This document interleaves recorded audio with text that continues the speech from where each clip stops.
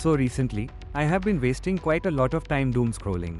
Watching YouTube shorts any and every time I have phone or laptop in my hand, while procrastinating on my work.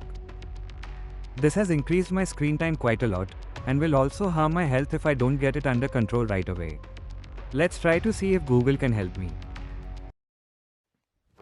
Emotional damage. So after failing miserably, in trying to get to know a way to stop or disable it, I remembered one thing.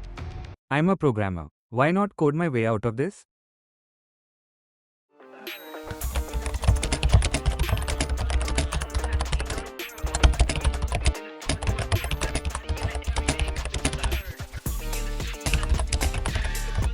So I have programmed a Chrome extension that checks which website am I visiting, and as soon as it sees shorts.youtube.com in link, it quickly closes the tab even if it is running in the background.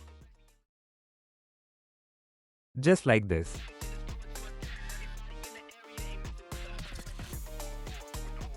And this. And this.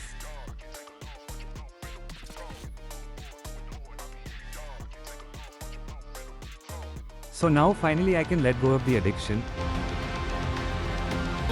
and do something productive, like editing this video.